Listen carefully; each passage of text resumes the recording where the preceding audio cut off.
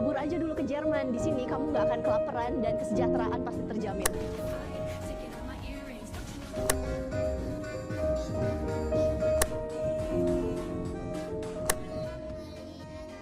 Keluar negeri dan kamu membawa kebaikan.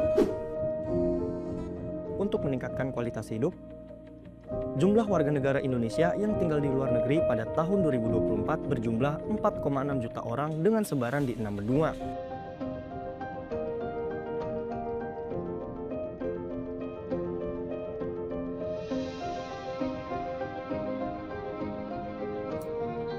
Kabur aja dulu adalah cermin, bukan sekedar candaan.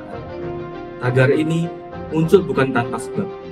Ia adalah refleksi dari rasa kecewa dan frustasi sebagian anak muda terhadap realitas negeri ini.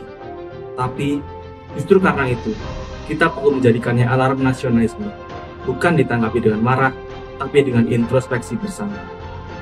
Wawasan kebangsaan membantu kita melihat bahwa cinta tanah air bukan berarti buta terhadap kekurangannya, namun mau terlibat untuk memperbaikinya.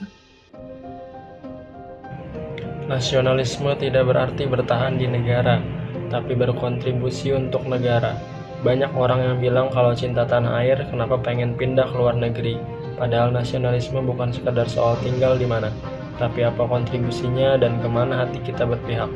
Bahkan diaspora Indonesia di luar negeri pun bisa jadi pejuang kebangsaan, jika mereka tetap memperjuangkan nama baik dan kepentingan bangsa. Generasi muda ingin perubahan, bukan pelarian. Di balik tagar kabur aja dulu, tersembunyi aspirasi besar. Keinginan untuk hidup layak, adil, dan bermartabat. Sayangnya, karena sistem dalam negeri dianggap tak berpihak, maka kabur menjadi satu-satunya pilihan.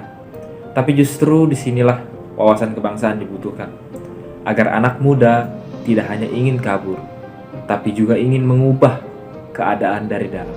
Wawasan kebangsaan sebagai peta untuk generasi kecewa. Tanpa memahami sejarah perjuangan, nilai-nilai kebinekaan, dan cita-cita Indonesia merdeka, maka rasa kecewa ini akan menjadi sinisme dan apatisme. Wawasan kebangsaan bukan merupakan indoktrinasi, melainkan penuntun arah agar generasi muda Indonesia tahu bahwa Indonesia adalah proyek bersama, bukan hanya warisan elit, melainkan tanggung jawab rakyatnya. Kabur bukan merupakan solusi kalau akar masalah tak kita sadari. Banyak yang merasa bahwa tinggal di negara lain pasti lebih baik. Tapi, kalau kita tidak memahami akar masalah bangsa sendiri, misalnya budaya permisif terhadap korupsi, minimnya partisipasi publik, atau ketimpangan pendidikan, maka kita bisa mengulang pola yang sama di tempat yang lain.